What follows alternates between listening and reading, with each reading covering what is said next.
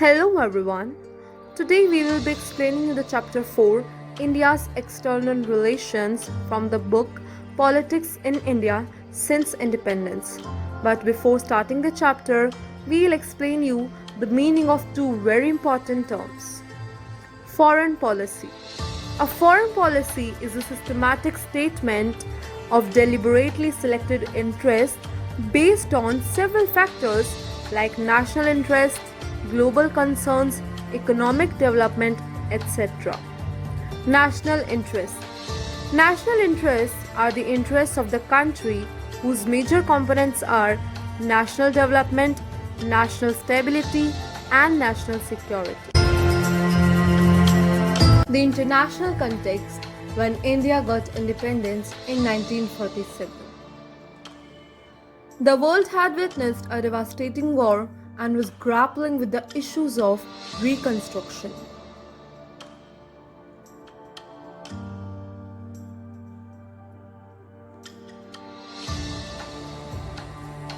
Attempts were being made to establish an international body. Many new countries were emerging as a result of the collapse of colonialism. And most new nations were trying to come to terms with the twin challenges of welfare and democracy. Apart from these factors at the global level, India had its own share of concerns.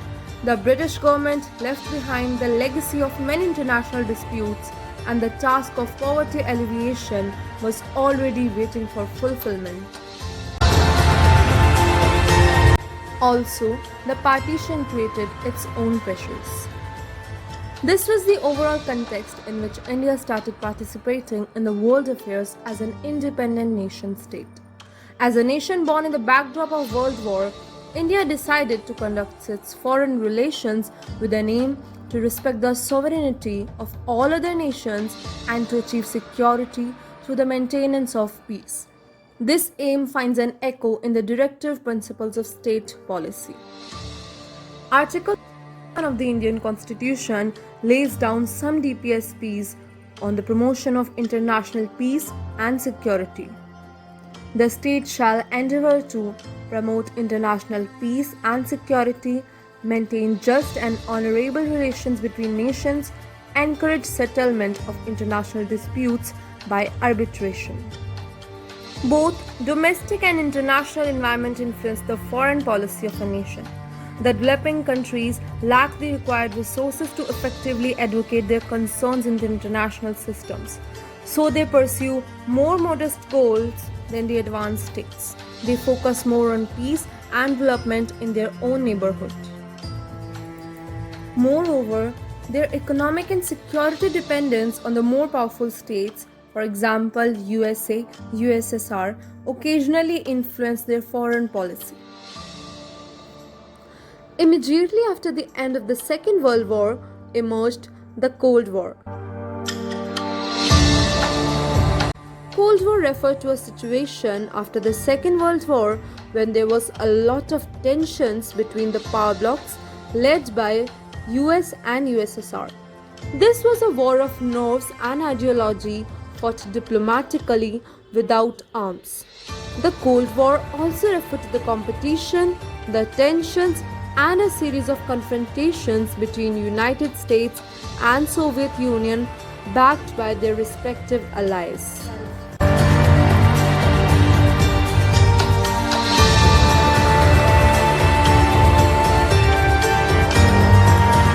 As a result, the entire world was divided into two camps, namely NATO and Warsaw Pact, headed by USA and USSR respectively.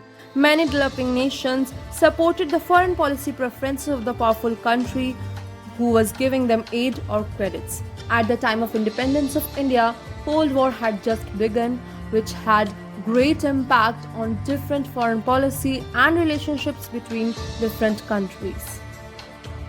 Even the end of the Cold War changed the context of international relationships entirely.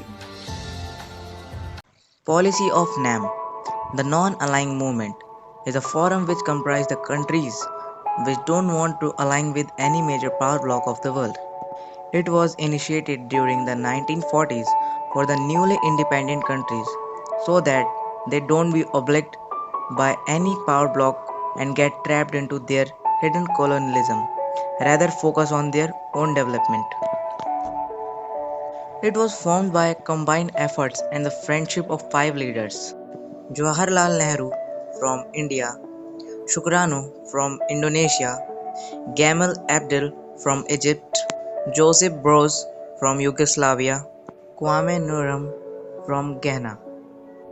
Major objectives of NAM: abolish of imperialism and colonialism, maintaining international peace and security, end of racial discrimination, cooperation with UN, nuclear disarmament, establishment of NIEO, Global Cooperation of Protection and Environment and enforcement of human rights. This map is showing member countries of NAM. India's presence in the international arena. There were two ways in which India's presence was established in the international arena during the post World War II period and Cold War period. First, Netaji Subhash Chandra Bose meeting the leaders of the Axis powers to gain support from them to ward off the Britishers from India. Netaji sought support from the leaders of the Axis powers, that is, Germany, Italy, and Japan, to ward off the British out of the country.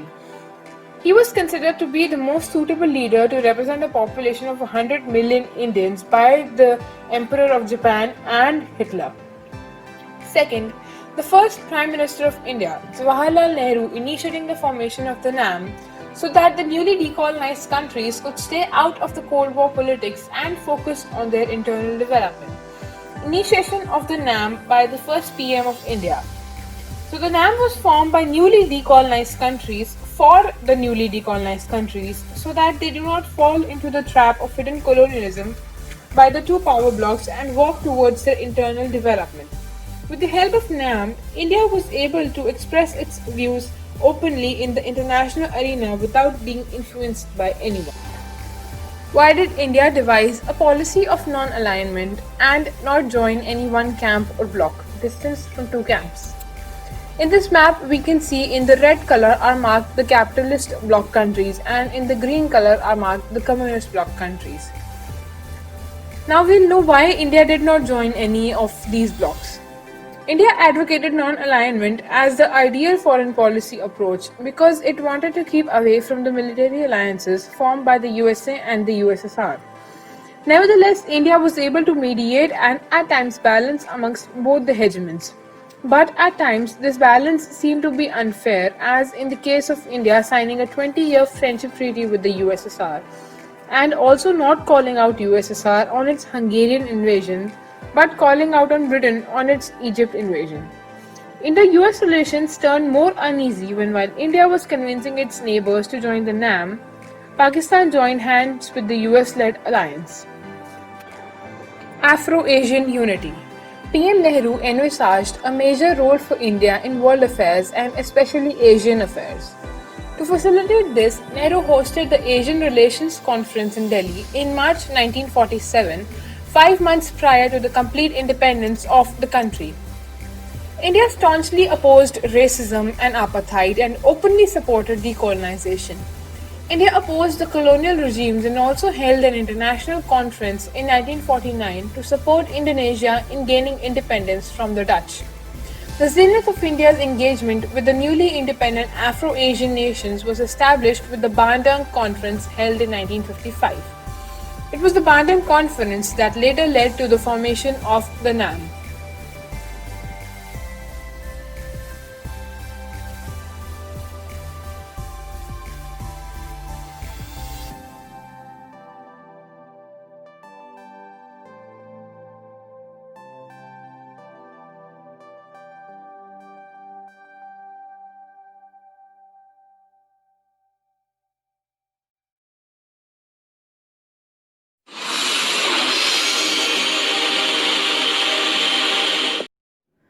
So, after the Chinese Revolution in 1949, India was one of the first countries to recognize the communist government. Some of his colleagues, like Vallabhbhai Patel, he was so worried about a possible Chinese aggression in future. He knew that China would definitely attack India. But Nehru thought that India could face an attack from China. Then, on 29th April 1954, the Indian Prime Minister Jawaharlal Nehru and Chinese Premier Zhou Enlai signed the Panchsheel Agreement. Panchsheel, the five principles of peaceful coexistence. First, mutual respect for sovereignty and territorial integrity. Second, mutual benefits and equality. Third, mutual non aggression. Fourth, non intervention in each other's international affairs. And fifth, to maintain international peace and understanding. This was a step in the direction stronger relationship between the two countries. Indian and Chinese leaders visited each other's country and were greeted by large and friendly crowds.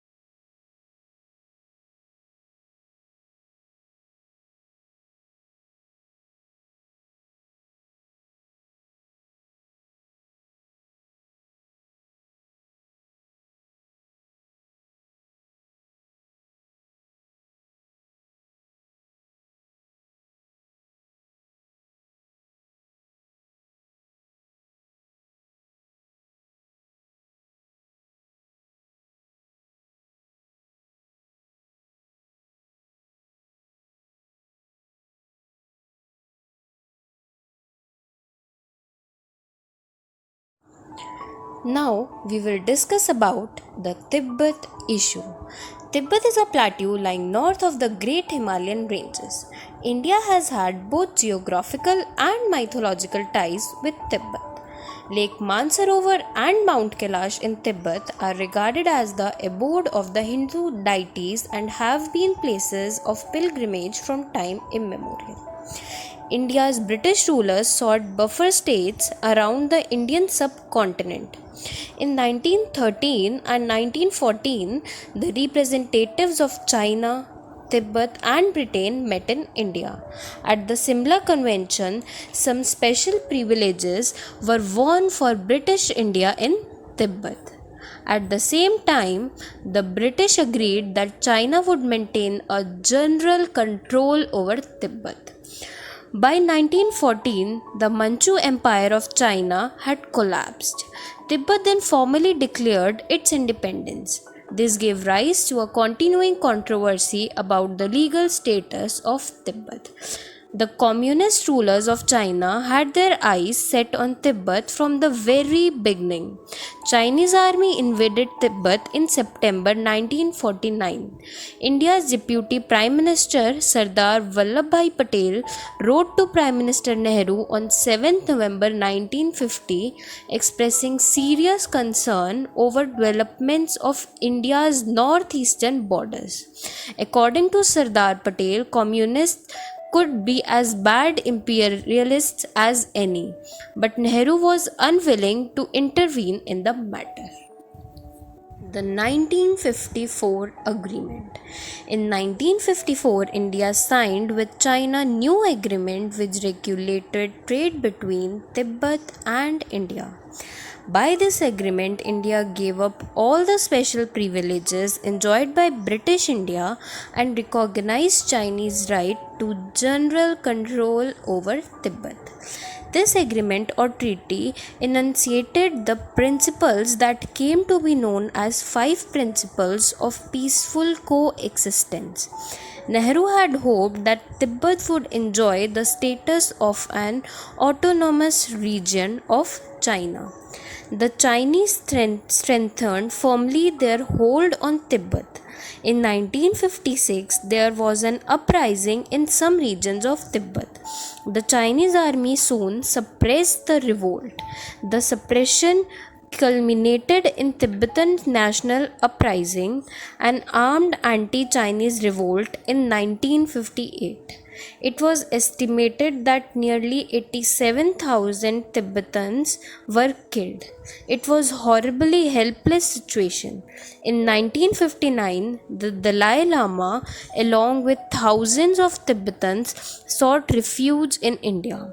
There was no question of denying asylum to Dalai Lama or the Tibetan refugees. Our government got them settled in a hill station called Dharamshala in Himachal Pradesh. The Dalai Lama was entrusted with the task of rehabilitation of the Tibetan refugees. The leaders of Jan Sangha and the Socialist Party disapproved of Nehru's action to have conceded China's control over Tibet. It would threaten the peace of India, they said. These were prophetic words because in 1962 our country was invaded by China. Sino-India relations since 1962. It took more than a decade for India and China to resume normal relations. It was in 1976 that full diplomatic relations were restored between two countries. Atal Bihari Vajpayee was the first top-level leader to visit China in 1979. Later, Rajiv Gandhi became the first Prime Minister after Nehru to visit China. Since then, the emphasis is more on the trade relations between the two countries. As we have studied in the book, do you know about movie Hakikat? It is a movie which is based on War of 1962 of India and China. Set in the backdrop of the China War of 1962, this film portrays the soldiers and his travels as its central theme. It pays tributes to the soldiers while depicting their plights and the political frustration over the battle by the Chinese. This film used documentary footages of war scenes is considered as one of the early war films made in Hindi. Now we'll talk about wars and peace with Pakistan. In the case of Pakistan, the conflict started just after partition over the Kashmir. A more serious armed conflict between the two countries began in 1965. A long-term dispute about the sharing of the river water, and it was resolved through mediation by the World Bank. In April 1965, Pakistan launched armed attacks in the Run of Kutch area of the Gujarat. The hostilities came to an end with the UN intervention and Tashkent Agreement, signed between the heads of both of the countries as Indian Prime Minister Lal Bahadur Shastri and Pakistan's General Ayub Khan in January 1966. Though India could inflict considerable military losses on Pakistan, the 1965 war added to India's already difficult economic situation. And here is the map. Bangladesh was part of Pakistan from 1947 to 1971. It comprises of the partitioned area of Bengal and Assam from British India.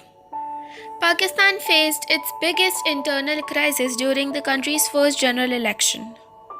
Zulfikar Ali Bhutto's party emerged as a winner in the West Pakistan, while the Awami League, led by Sheikh Mujib-ur-Rahman, swept through the East Pakistan. The Bengali population of East Pakistan were not happy being treated as second-class citizens by the rulers based in the West Pakistan. In the early 1971, the Pakistani army arrested Sheikh Mujib and unleashed a reign of terror on the people of East Pakistan. During this time, India had to bear the burden of about 80 lakh refugees who fled from East Pakistan and took shelter in the neighboring areas in India. Pakistan was supported and backed by US and China. To counter this US-China-Pakistan axis, India signed a 20-year treaty of peace and friendship with the Soviet Union in August 1971. This treaty assured India of Soviet support if the country faced any attack. After months of diplomatic tension between India and Pakistan, they broke out in a full-scale war during December 1971. Pakistani aircrafts attacked Punjab and Rajasthan. India also retaliated by involving Air Force, Navy and Army on both Western and the Eastern Front. The local population supported Indian Army, which helped Indian Army to gain access in the East Pakistan. Within 10 days, the Indian Army had surrounded Dhaka and the army of about 90,000 had to surrender.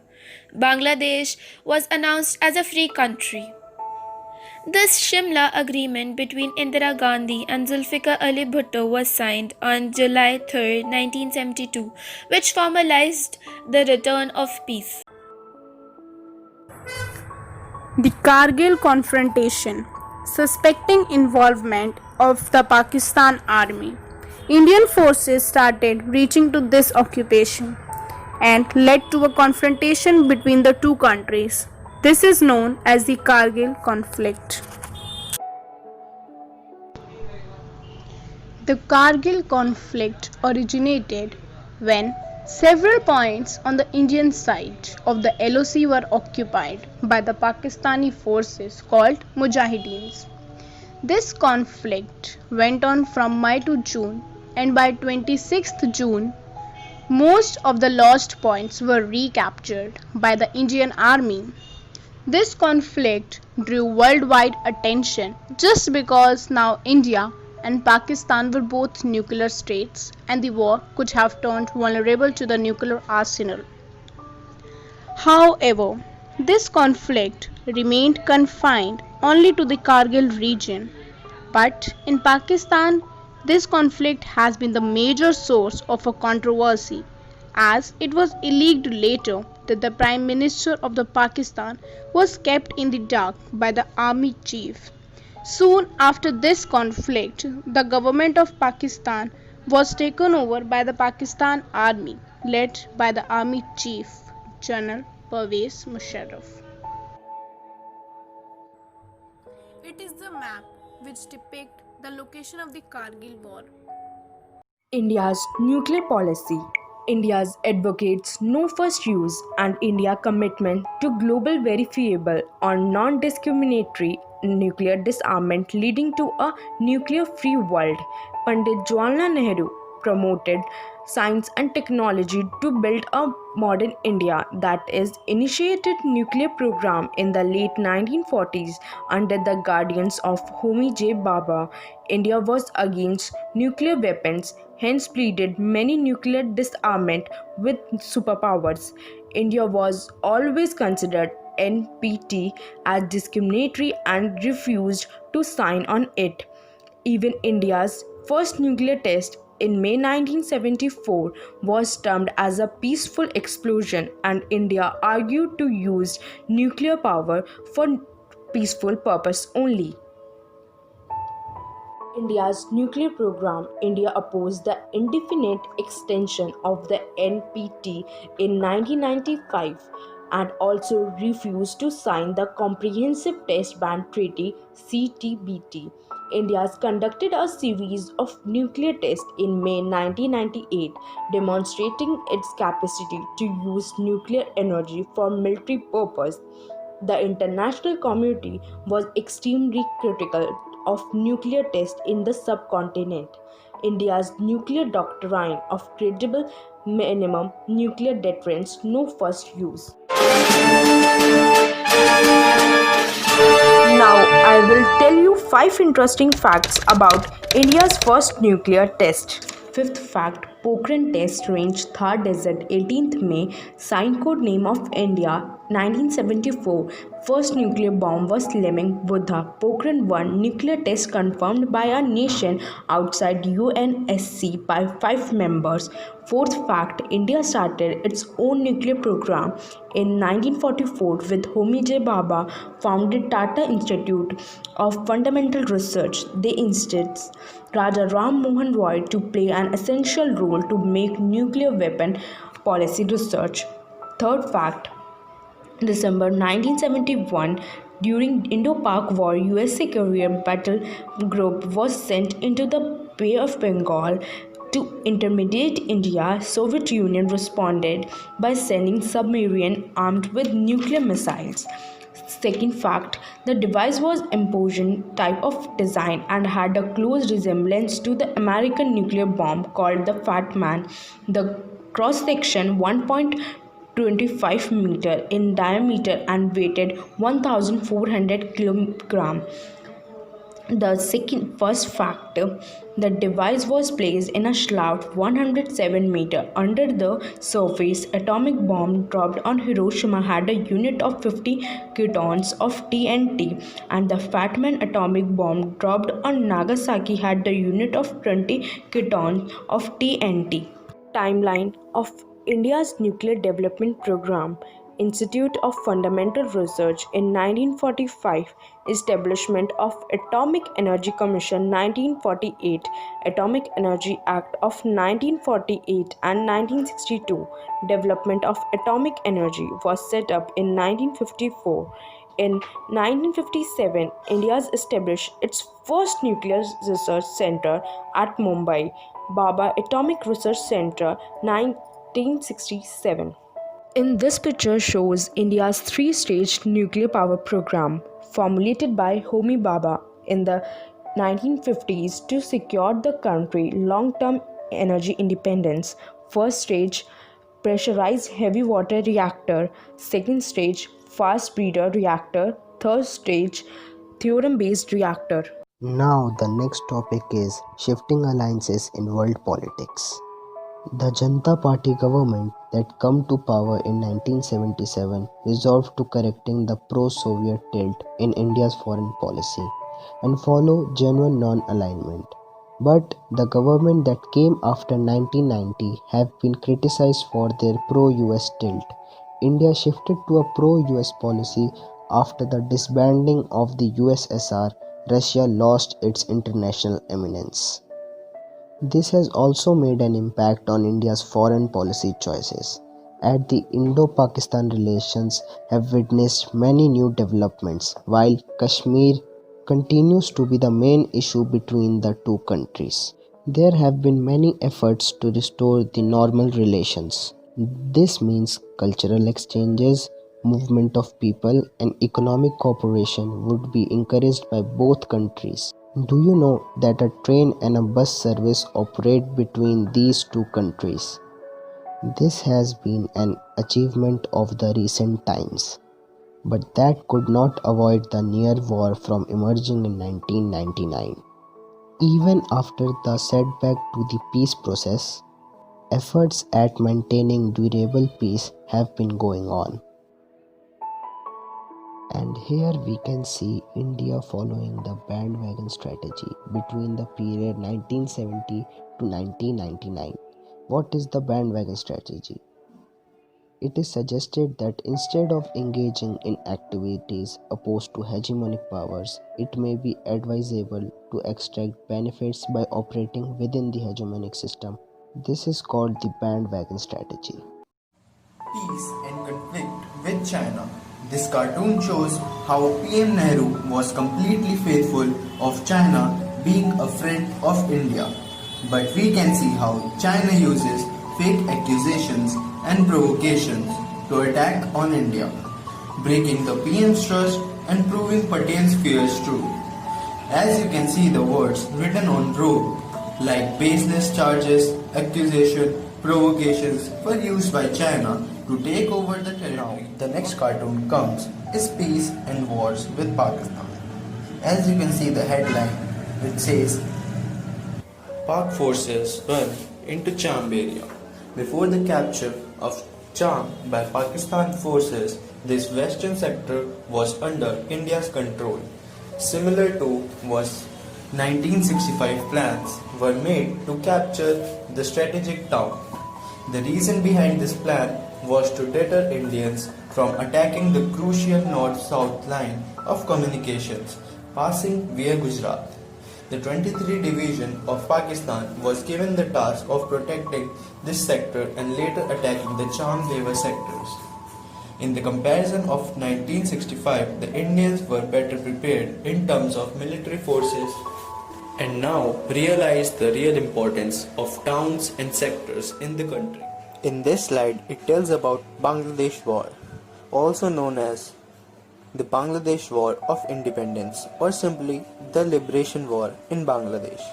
It was a revolution and armed conflict sparked by the rise of the Bengali nationalists and the self-determination movement in what was then East Pakistan during the 1971 Bangladesh genocide. It resulted in the independence of the People's Republic of Bangladesh. The war began after the Pakistani military junta based in West Pakistan launched the Operation Searchlight against the people of East Pakistan on the night of 25 March 1971. As you can see, the troops on the roads of Bangladesh. After this, the junta annulled the result of the 1970 elections and arrested Prime Minister designate Sheikh Mujibur Rahman. The war ended on 16 December 1971 after West Pakistan surrendered. This cartoon represent is that Nehru took a prominent role in international politics, founding non-aligned movement and advocating nuclear disarmament. However, he refused to foreclose India's nuclear option, while other nations maintained nuclear arsenals and supported programs and designed to bolster India's weapons potential. Meanwhile, Nehru said that India would use atomic energy for peaceful ends, but if threatened by military, the government will inevitably try to defend itself by all means at its disposal. Indo-China relation. For thousands of years, Tibet was a buffer that kept India and China geographically apart and at peace. It is only after China invaded and occupied Tibet in 1950 the two countries are sharing a common border. Nehru's views supporting an independent Tibet gave rise to a Chinese mistrust. Nehru accepted China's sovereignty over Tibet but wanted Tibet to maintain autonomous and Tibetan regard for India as their spiritual mentor, and the Holy Land was a concern for China. As China tightened its grip on Tibet, India gave asylum to the Dalai Lama in 1959. A boundary dispute had surfaced between India and China. India claimed that the boundary was a matter settled in the colonial time, but China said that any colonial decision did not apply. The main dispute was about the western and the eastern end of the long border. China claimed two areas within the Indian territory, that is Aksai Chin area in the Ladakh region of Jammu and Kashmir and much of the state of the Arunachal Pradesh in what was then called the Northeastern Frontier Agency. In 1962, China's People's Liberation Army invaded India in Ladakh and across the McMahon Line in then the Northeast Frontier Agency. After this conflict, relations were in the freeze. In this cartoon, we can see how Indian government along with the Chinese one is trying to untangle the relationship between India and China. The Wuhan meeting in April 2018 between Prime Minister Narendra Modi and Chinese President Xi Jinping is being hailed a new chapter in relation as the two countries engage in the wake of the post-Doklam rhetoric, which is also being called as a reset.